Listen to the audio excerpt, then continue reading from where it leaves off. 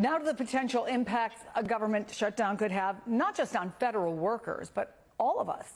NBC's Brian Chung is at the big board to break it all down. Hey, Brian.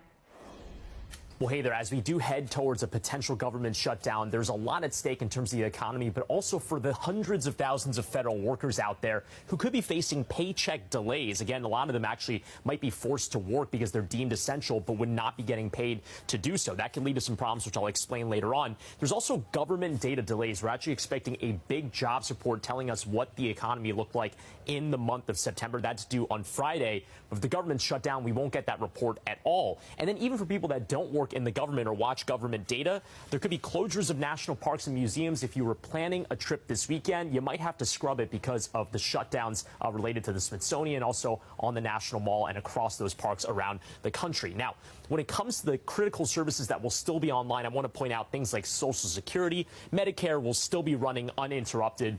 Things like ICE, as well as Customs and Border Protection, they will continue to operate as well. There are a few things here worth flagging. First, notably, Veterans Affairs. Yes, healthcare will still be provided at VA hospitals, but new enrollees could experience some delays with some employees potentially not working. Also, TSA. In theory, your trip to the airport should be uninterrupted because those workers at those air traffic control towers will still be deemed essential. But as we've seen in previous government shutdowns, if they're working without pay, some of them choose not to show up at all, and all it takes is for a few controllers not to show up to really lead to long delays at the airport. Worth thinking about if you are traveling this weekend, and that comes to pass as well.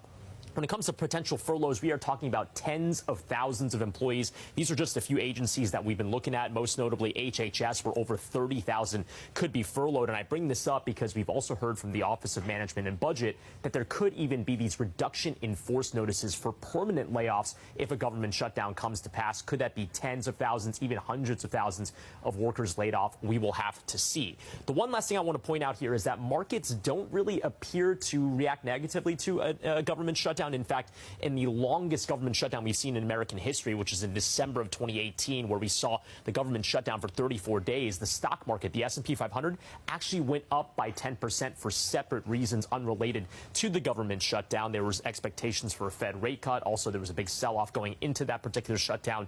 But again, it seems like market strategists aren't really taking this too seriously in terms of what it might do to the stock market. But nonetheless, some economic impacts and everyday impacts still floating as this government shutdown approaches.